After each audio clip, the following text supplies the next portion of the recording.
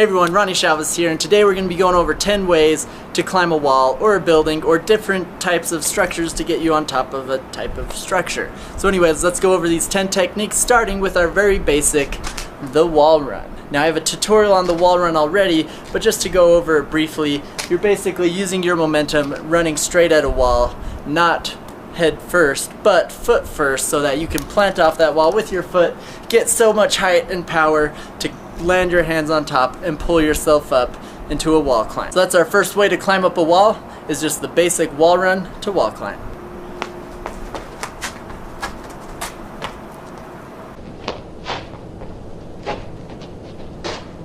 Alright, our next technique for climbing a wall is when you have something to grab onto but still need to go higher, we're going to be doing what's called a dyno. So you're going to be using your pulling motion with your hands and pushing with your feet to jump while hanging on a wall to leap up and grab higher on the wall. Here we're just going to be doing it with this handrail, which you normally can just climb up, but I'm actually going to be doing the dyno with it to demonstrate.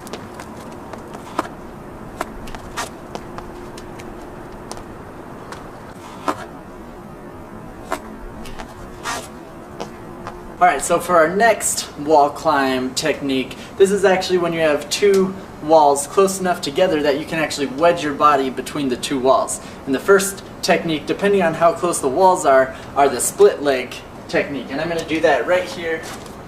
What it is basically, is you're going to be placing both of your feet on opposite walls and wedging yourself between it like this. Make sure you have grippy surface to work with here, because you're going to have to put a lot of pressure into it and make sure you don't slip. And then you can also use your hands to kind of wedge your body as well, and that's what's going to help kind of lift yourself up to plant your feet higher and continue the ascent. When doing the split leg, body wedge, wall climb, whatever you want to call it, just make sure that you don't go higher than you're comfortable dropping down from, because you never know if there's that chance that you'll hit a spot where your foot slips. And it's also a lot harder coming down anyways, so make sure that you never go higher than you're ready to take the drop to your feet, because that can happen.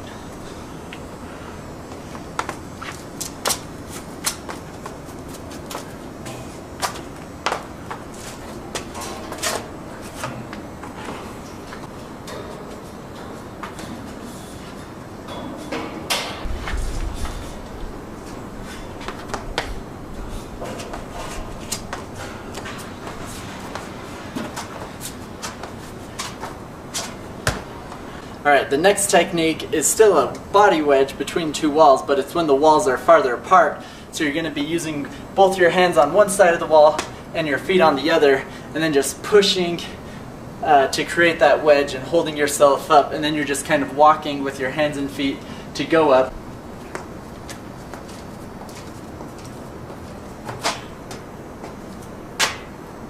Alright, another wall run type trick is to actually do a wall run 360 grab and then pull yourself up. It's not really efficient in any way, actually makes the wall climb much harder, but it's just kind of a unique way and a challenging way to climb a wall. So this is the 360 wall run.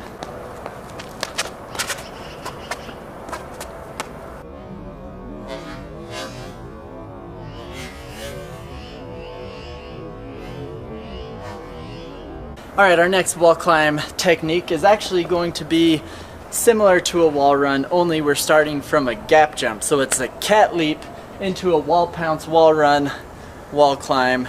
So basically, it's when you jump across a distance, hitting into a wall, and you're once again using your momentum to reach up and grab the top of the wall and pull yourself up, only we're starting with a cat leap.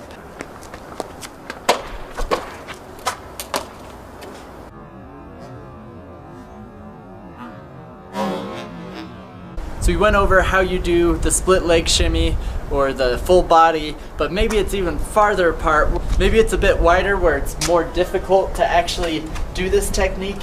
Like here, I'm barely reaching, so I'm just going to be inching my way up. So a much faster way would be to do the Prince of Persia tic-tac, cat leap. So basically what you'll be doing is tic-tacking off one wall to the other and then back again to just try and get as much height as possible.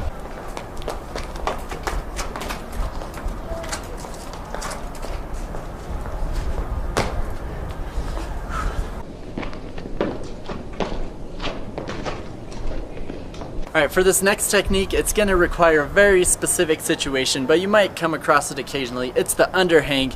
It's when you have a weird wall just jutting out enough that you can actually hook underneath that wall and wedge yourself in a weird way to climb up. So that's actually the only way you can climb up right here.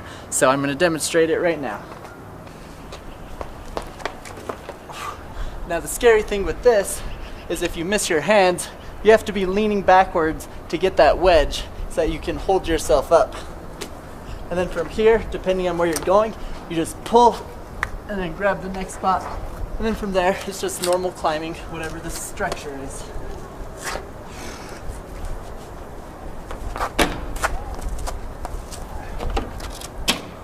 This next one is another awkward situation where there's not very many places you'd actually use it, but there are places where you can find places to use it. So it's when there's a ledge that you have no place to put your feet on the wall, so you have to hang from the ledge, kind of flip yourself upside down and let the leverage weight of your legs bring you up on top of the wall. So in gymnastics there's a similar move on a bar called the pullover. So we'll just call this the wall pullover or overhang pullover.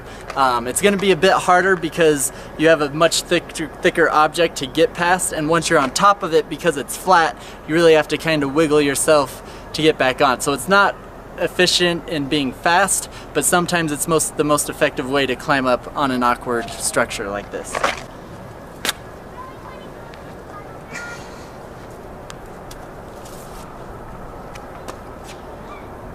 And there you go. Alright, for our last wall climb technique, it's actually going to be using a classic pipe drilled into a wall. You're just going to stick your hands behind it, climb up it with your feet on the wall. You want to make sure that whenever climbing pipes that it's a sturdy, strong pipe bolted into the wall. You don't want a gutter or plastic or anything that's loose or weak. You just want to make sure it's solid so that you're not causing any damage and you don't potentially fall and injure yourself. So, here we go.